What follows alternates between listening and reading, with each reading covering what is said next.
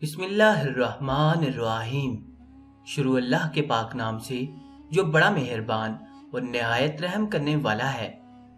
شہنشاہ کون و مکان صلی اللہ علیہ وآلہ وسلم کے محترم اور پیارے غلاموں، السلام علیکم۔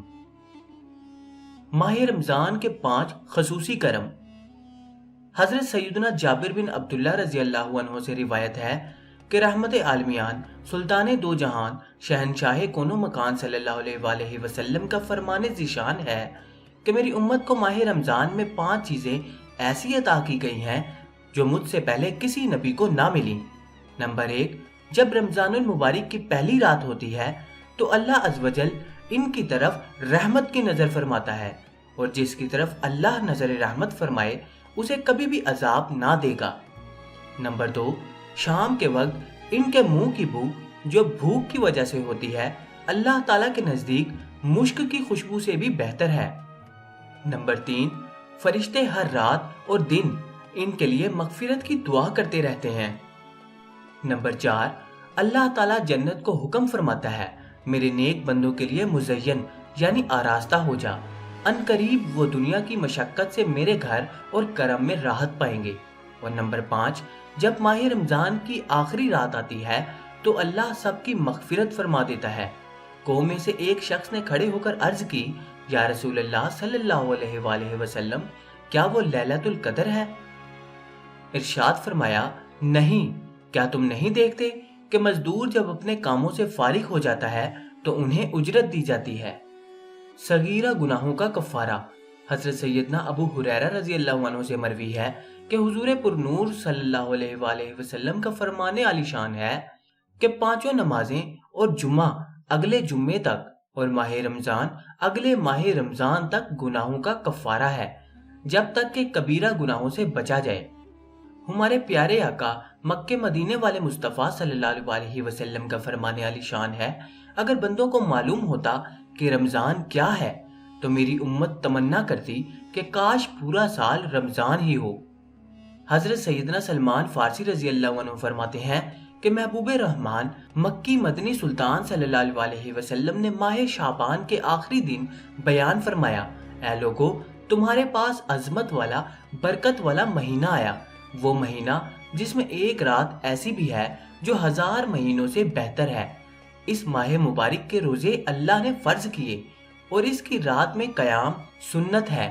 جو اس میں نیکی کا کام کرے تو ایسا ہے جیسے اور کسی مہینے میں فرض ادا کیا، اور اس میں جس نے فرض ادا کیا تو ایسا ہے جیسے اور دنوں میں 70 فرض ادا کیے۔ یہ مہینہ صبر کا ہے اور صبر کا ثواب جنت ہے، اور یہ مہینہ مواسات یعنی غمخواری اور بھلائی کا ہے۔ اس مہینے میں مومن کا رزق بڑھایا جاتا ہے۔ جو اس میں روزے دار کو افطار کرائے اس کے گناہوں کے لیے مغفرت ہے، اور اس کی گردن آگ سے آزاد کر دی جائے گی، اور اس افطار کرانے والے کو ویسا ہی ثواب ملے گا جیسا روزہ رکھنے والے کو ملے گا، بغیر اس کے کہ اس کے اجر میں کچھ کمی ہو۔ ہم نے عرض کی، یا رسول اللہ صلی اللہ علیہ وسلم، ہم میں سے ہر شخص وہ چیز نہیں پاتا جس سے روزے کو افطار کروائے۔ آپ صلی اللہ علیہ وسلم نے ارشاد فرمایا کہ اللہ تعالیٰ یہ ثواب تو اس شخص کو دے گا جو ایک گھونٹ دودھ یا ایک کھجور یا ایک گھونٹ پانی سے روزہ افطار کروائے، اور جس نے روزے دار کو پیٹ بھر کر کھلایا اس کو اللہ تعالیٰ میرے حوض سے پلائے گا کہ کبھی پیاسا نہ ہوگا یہاں تک کہ جنت میں داخل ہو جائے۔ یہ وہ مہینہ ہے کہ اس کا اول یعنی ابتدائی 10 دن رحمت ہے، اور اس کا اوسط یعنی درمیانی 10 دن مغفرت ہے، اور آخر یعنی آخر کے 10 دن جہنم سے آزادی ہے۔ جو اپنے غلام پر اس مہینے میں تخفیف کرے یعنی کام کم لے، اللہ تعالیٰ اسے بخش دے گا اور جہنم سے آزاد فرما دے گا۔ اس مہینے میں 4 باتوں کی کثرت کرو، ان میں سے 2 ایسی ہیں جن کے ذریعے تم اپنے رب کو راضی کرو گے، اور بقیہ 2 سے تمہیں بے نیازی نہیں۔ بس وہ 2 باتیں جن کے ذریعے تم اپنے رب کو راضی کرو گے وہ یہ ہیں، لا الہ الا اللہ کی گواہی دینا، اور نمبر 2 استغفار کرنا۔ جبکہ وہ 2 باتیں جن سے تمہیں غنا یعنی بے نیازی نہیں وہ یہ ہیں، نمبر 1 اللہ تعالیٰ سے جنت طلب کرنا، اور نمبر 2 جہنم سے اللہ کی پناہ طلب کرنا۔ ابھی ابھی جو حدیث پاک بیان کی گئی ہے اس میں ماہ رمضان المبارک کی رحمتوں، برکتوں اور عظمت کا خوب تذکرہ ہے۔ اس ماہ مبارک میں کلمہ شریف زیادہ تعداد میں پڑھ کر اور بار بار استغفار یعنی خوب توبہ کے ذریعے اللہ کو راضی کرنے کی صحیح یعنی کوشش کرنی چاہیے، اور اللہ سے جنت میں داخلے اور جہنم سے پناہ کی بہت زیادہ التجائیں کرنی چاہیے۔ اللہ اکبر! ماہ رمضان کا بھی کیا خوب فیضان ہے۔ مفسر شہید حکیم الامت حضرت مفتی احمد یار خان رحمت اللہ تفسیر نعیمی میں فرماتے ہیں کہ اس ماہ مبارک کے کل 4 نام ہیں۔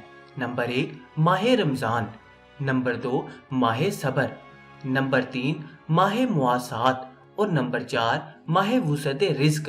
مزید فرماتے ہیں کہ روزہ صبر ہے جس کی جزا رب ہے اور وہ اسی مہینے میں رکھا جاتا ہے، اسی لیے اسے ماہ صبر کہتے ہیں۔ مواسات کے معنی ہے بھلائی کرنا، چونکہ اس مہینے میں سارے مسلمانوں سے خاص کر اہل قرابت یعنی رشتہ داروں سے بھلائی کرنا زیادہ ثواب ہے، اس لیے اسے ماہ مواسات کہتے ہیں۔ اس میں رزق کی فراخی یعنی زیادتی بھی ہوتی ہے کہ غریب بھی نعمتیں کھا لیتے ہیں، اس لیے اس کا نام ماہ وسعت رزق بھی ہے۔ جزاک اللہ۔